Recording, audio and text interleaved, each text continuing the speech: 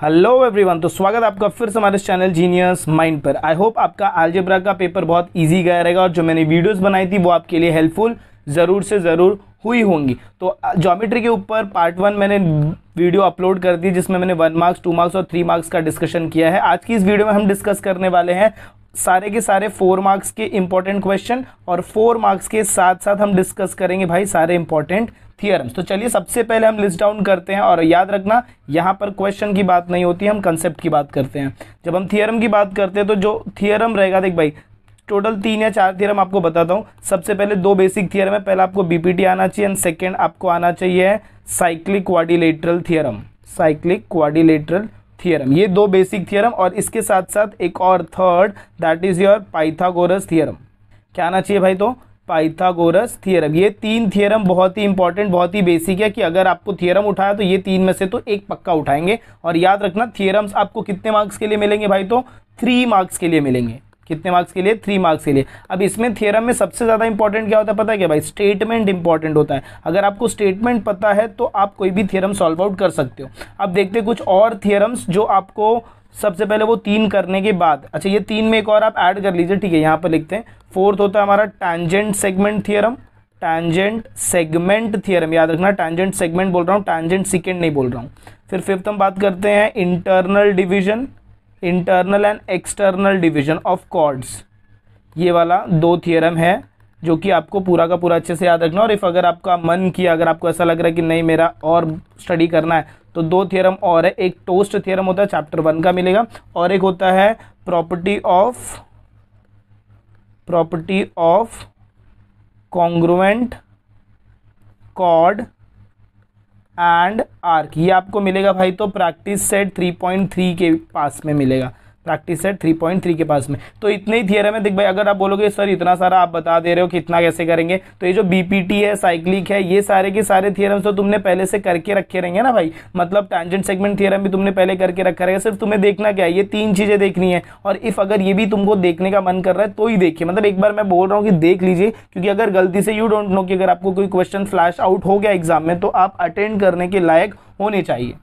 इसके बाद अब हम डिस्कशन करते हैं 4 मार्क्स का जितना भी डिटेलिंग क्वेश्चन है वो। चलिए 4 मार्क्स का यहाँ पर हम क्वेश्चन देख लेते हैं। 4 मार्क्स में देख भाई सबसे पहला जो मैं आपको बोलूंगा that will be your diagram. Diagram मतलब किसकी बात कर रहा हूं? तो मैं चैप्टर 4 मतलब मैं कंस्ट्रक्शन की बात कर रहा हूं। कंस्ट्रक्शन में प्रैक्टिस सेट 4.1 इसका जो भी 2 तरीके का क्वेश्चन रहता है इसमें, एक आपको फर्स्ट वीडियो में बताया रहेगा ABC similar to triangle PQR जिसमें कोई वैल्यू सेम नहीं होती है, और एक triangle ABC is similar to triangle PBR। इसमें ये देखो B और B आपको सेम दिखेगा। तो ये जो सेम वाला रहता है, जो ऐसे काजू कतरी का डायग्राम बनता है ना भाई, ये ऐसा काजू कतरी का 2 डायग्राम बनता है, ये डायग्राम आपको एग्जाम में 4 मार्क्स के लिए मिलने वाला है। या फिर मैं बोलूँ तो मिल ही सकता है। ये वाला अगर मिलेगा तो ये 3 मार्क्स में मिलेगा, तो ये इतना रेलेवेंट नहीं होता है। कभी कभार ये भी 4 मार्क्स के लिए मिल जाता है अगर उसमें कुछ एक्स्ट्रा 1-2 क्वेश्चन एक्स्ट्रा वो पूछ दे तो। इसके साथ साथ अगर डायग्राम का एक और बात करें तो ये एक क्वेश्चन बनता है आपको डायग्राम में एट अ डिस्टेंस, बट ये आप 3 मार्क्स में वैसे भी प्रैक्टिस करने वाले हो तो इसको मैं नहीं बता रहा हूं। तो चैप्टर 4 से तो इतना क्वेश्चन हो गया। इसके बाद एक नेक्स्ट आपका जो टॉपिक रहता है वो रहता है मेंसुरेशन। मेंसुरेशन का प्रैक्टिस सेट 7.1 का क्वेश्चन। अभी 7.1 में देख भाई कितने टाइप के क्वेश्चन है वो आपको सारे प्रैक्टिस करने। पहले आपको क्वेश्चन प्रैक्टिस करना है हाउ मेनी टाइप का, क्वेश्चन में दिया रहता है हाउ मेनी। फिर आपको प्रैक्टिस करना है total area of figure, total area या फिर आप बोलते हो total volume of the given figure. अभी ये जो क्वेश्चन है इसके अंदर ना, अभी देखो तुमने ऐसा क्वेश्चन सॉल्व आउट किया रहेगा जिसके अंदर ऐसे पेंसिल वाला डायग्राम है, ये ऐसे रहता है, फिर यहाँ पर ये पेंसिल रहती है, हाँ तो इसमें ऐसे 3 फिगर रहते हैं तो सबके वैल्यूज को क्या करना पड़ता है? ऐड करना पड़ता है। और फिर इसके बाद अगर हम बात करें एक और टाइप का जो क्वेश्चन होता है वो होता है volume of water raised. Volume of water raised, अगर मैं इसका तुमको क्वेश्चन नंबर बताऊं तो प्रैक्टिस सेट 7.1 क्वेश्चन नंबर 12। ये देख लेना, वॉल्यूम ऑफ वाटर रेज्ड का क्वेश्चन है। हाउ मेनी तुमको बता दिया मैंने, टोटल एरिया आपको बता दिया है। ये तीन टाइप के क्वेश्चन इसमें मिलते हैं और ये 3 टाइप के क्वेश्चन से ही आपको एग्जाम में भी क्वेश्चन आते हैं। और एक क्वेश्चन आता है जिसको हम बोलते हैं मेल्टिंग वाला क्वेश्चन, मेल्टेड वाला क्वेश्चन, मेल्टेड वाला क्वेश्चन। ये आपको प्रॉब्लम सेट में भी मिल जाएगा और प्रैक्टिस सेट में मिल जाएगा। याद रखना, जब भी मेल्टेड की बात करते हैं तो वॉल्यूम ऑफ फिगर, जितने भी फिगर हैं उनका वॉल्यूम क्या रहता है भाई, तो सेम रहता है। और एक आपको पार्ट मिलेगा area of shaded region, area of shaded region. अभी मैं इसको आपको प्रैक्टिस सेट में मार्क भी करवा के दे दूंगा टेक्स्ट बुक में। एरिया ऑफ शेडेड रीजन की जब हम बात करते हैं भाई, एरिया ऑफ शेडेड रीजन की बात करते हैं तो इसमें हम जो फॉर्मूला यूज करते हैं वो होता है हमारा एरिया ऑफ सेगमेंट। बट सिर्फ और सिर्फ एरिया ऑफ सेगमेंट नहीं होता है। एरिया ऑफ सेगमेंट की अगर मैं बात करूँ तो उसका डायग्राम कुछ ऐसा दिखता है, ट्रायंगल, ये तुम्हारा सेक्टर, ये वैल्यू, और तुमको ये वैल्यू फाइंड करना पड़ता है। ये एक टाइप का हो गया। दूसरा आपको ऐसा सेक्टर दिया रहेगा, बराबर, ये सेक्टर दिया है, फिर यहाँ से वापस एक ऐसा सेक्टर दिया रहता है, इसमें फिर तुमको बोलेंगे कि भाई ये शेडेड रीजन ढूंढो। ऐसे क्वेश्चंस भी मिल सकते हैं। तो ये मिलेगा आपको कहाँ पर, प्रैक्टिस सेट 7.4 पे। और प्रैक्टिस सेट चैप्टर नंबर 7 का प्रॉब्लम सेट का क्वेश्चन है, वो भी आपको देखना है, प्रॉब्लम सेट 7 का, क्योंकि लास्ट ईयर मेंसुरेशन से एक क्वेश्चन आपको फ्लैश आउट हुआ था। तो 2 चैप्टर का 4 मार्क्स का क्वेश्चन बता दिया है। अब इसके बाद चलिए देख लेते हैं। ट्रिग्नोमेट्री में कोई 4 मार्क्स का क्वेश्चन आएगा नहीं। अगर आपको प्रैक्टिस करना है तो प्रैक्टिस सेट 6.2 करके रखिए, ये आपको 4 मार्क्स में मिल सकता है। बट जनरली ये 3 मार्क्स का क्वेश्चन होता है, तो ये 4 मार्क्स में पूछेंगे नहीं। बट इसमें कुछ डिफिकल्ट क्वेश्चन होते हैं जो आपको पूछ सकते हैं। प्रैक्टिस सेट 6.2 मतलब वो जिसमें आप ऐसे डायग्राम्स ड्रॉ करते हो, वो वाले क्वेश्चन। चैप्टर नंबर अगर मैं 5 की बात करूँ कोऑर्डिनेट ज्योमेट्री में, तो इसमें तुमको सर्कम सेंटर का क्वेश्चन मिलेगा। सर्कम सेंटर ये तुमको एक क्वेश्चन मिलता है सॉल्व्ड एग्जाम्पल में। तो सॉल्व्ड एग्जाम्पल जब तुम करोगे तो उसमें मिलता है। सर्कम सेंटर के बाद अगर मैं बात करूँ तो एक सेंट्रॉइड का क्वेश्चन होता है। सेंट्रॉइड प्रैक्टिस सेट 5.2 का क्वेश्चन नंबर 8 या 9 अगर आप देखो तो वहां पर सेंट्रॉइड का क्वेश्चन मिल जाता है।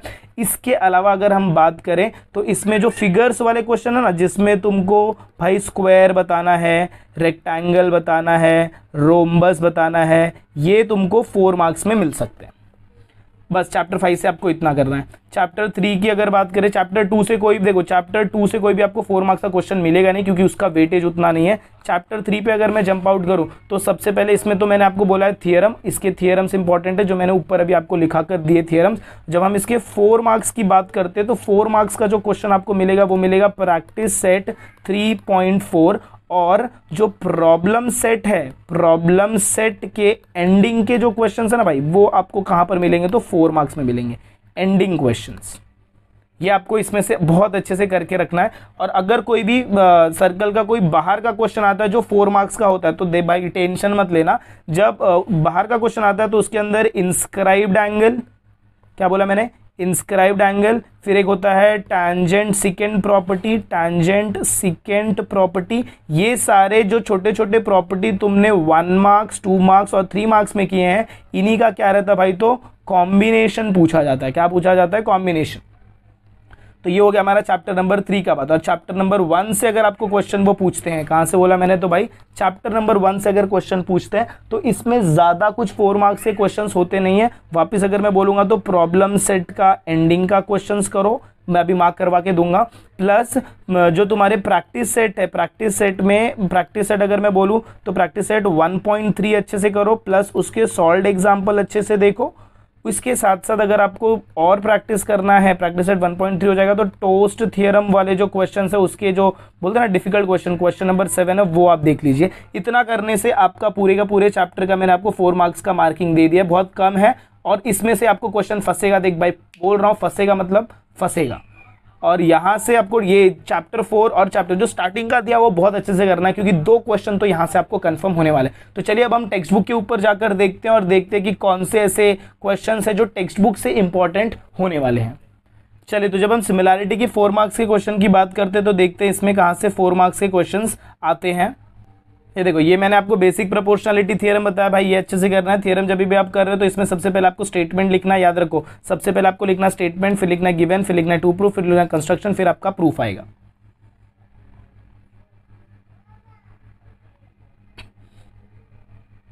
ये प्रॉपर्टी ऑफ एंगल बाइसेक्टर है, इस पे भी जरा एक बार नजर मार लेना है। बहुत ही सिंपल क्वेश्चन है, बट जनरली पूछा नहीं जाता है, बट यू डोंट से कि उनके मूड पे क्या डिपेंड करता है।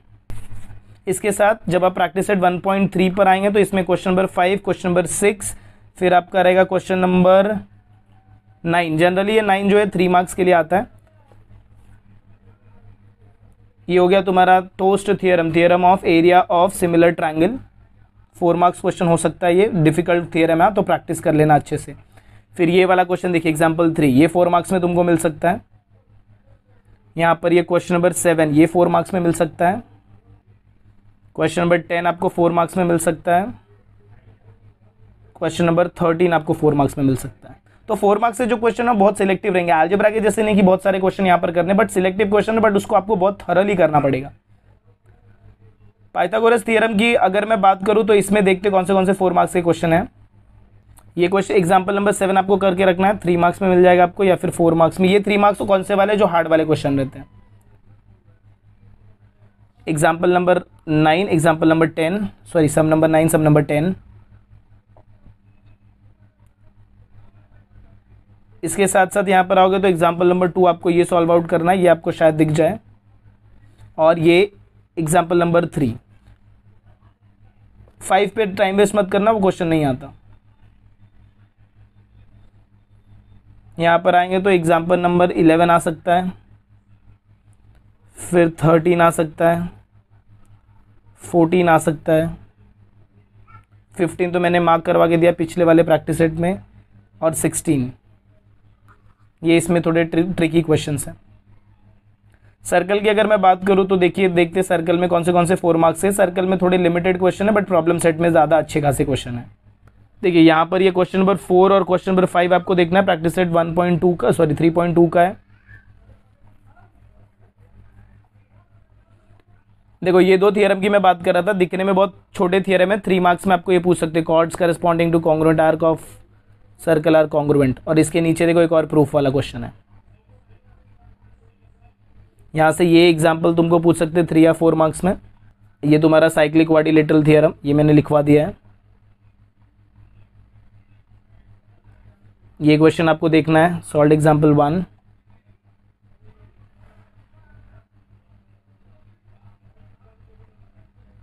यहाँ पर आएंगे तो आपके लिए example 1, question number 1, question number 2 important हो जाता है। Question number 6 is very much important, क्योंकि ये कॉन्साइक्लिक वाला पार्ट इसके अंदर आता है। ये क्वेश्चन तुमको पूछ सकते हैं, क्योंकि ये दिखने में ज्योमेट्री का क्वेश्चन है, बट ये धीरे धीरे देखो कहाँ पर पहुँच जा रहा है भाई, तो ये पहुँच जा रहा है फैक्टराइजेशन के पार्ट में। तो ये तुमको 4 मार्क्स या फिर 3 मार्क्स में पूछ सकते हैं। क्वेश्चन नंबर 5 ये तुम्हारा 4 मार्क्स का क्वेश्चन होगा। यहाँ पर आओगे तो क्वेश्चन नंबर 4 से स्टार्ट करेंगे, क्वेश्चन नंबर 4, फिर question number 5, question number 6, question number 7। ये क्वेश्चन दिखने में बहुत बड़े, बट जब आप सॉल्व करने बैठेंगे तो सिंपल है। क्वेश्चन नंबर 8 ये मैंने आपको बोलते ना पहले वाले वीडियो में मार्किंग करके दी है। क्वेश्चन नंबर 13, 14, 15 नहीं उतना पूछेंगे, हाँ 19 क्वेश्चन, बट ऐसे क्वेश्चंस वो पूछते नहीं हैं, बट एक बार आपको बोल रहे ना देख के रखना में कोई बोलते हैं ना बुराई नहीं होती है। ये क्वेश्चन आपको आते रहेंगे ऐसे questions, 24, 23 and last. Geometry construction मैंने बता दिया, इसमें मैं बताने वाला नहीं हूँ, तो हम मूव ऑन करेंगे डायरेक्टली चैप्टर नंबर 5 पर।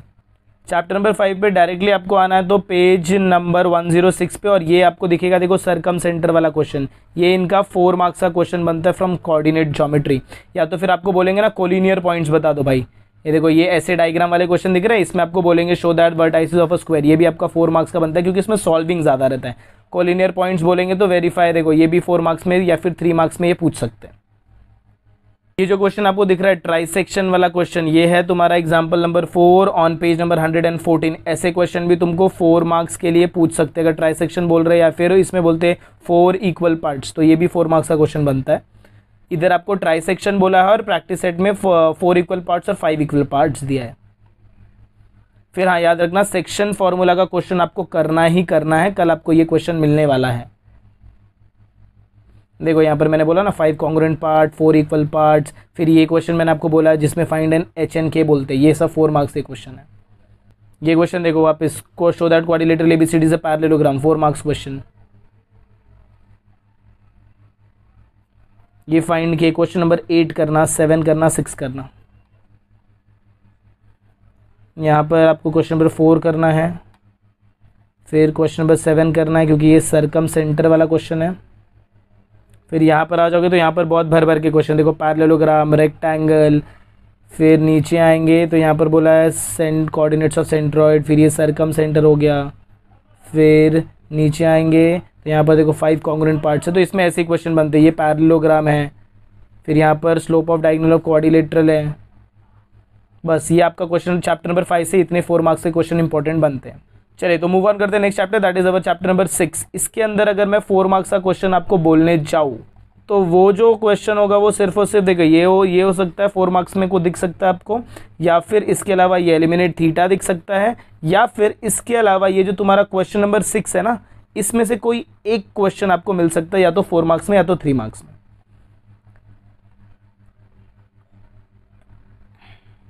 ये आपको मिल सकता है 4 मार्क्स में या फिर 3 मार्क्स में।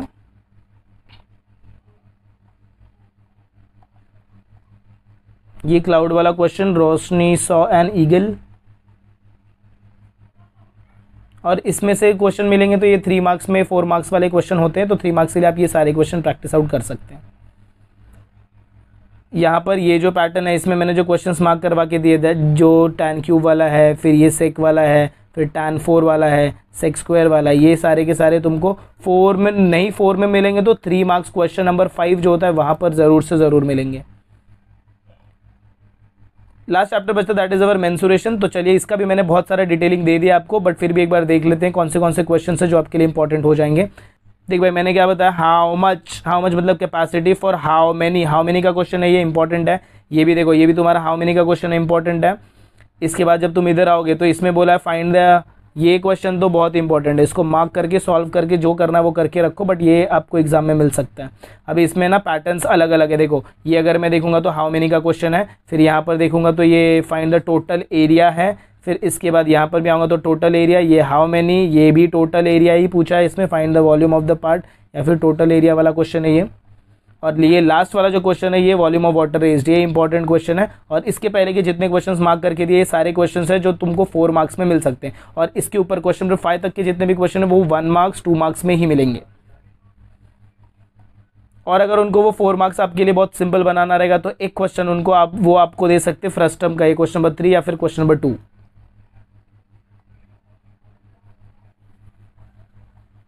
जब आप प्रैक्टिस सेट 7.3 में आते हैं तो ये क्वेश्चन नंबर 1 इंपॉर्टेंट हो जाता है आपके लिए 3 मार्क्स या फिर 4 मार्क्स में। ये शेडेड रीजन वाला question example number 2 lengthiest question है, ये देखो ये एक्टिविटी बेस्ड क्वेश्चन, मतलब ये 3 मार्क्स में तुमको मिल सकता है। इसमें आप आएंगे तो आपको एंडिंग के क्वेश्चन नंबर 12 और क्वेश्चन नंबर 13 करना है फॉर 4 मार्क्स एंड 3 मार्क्स।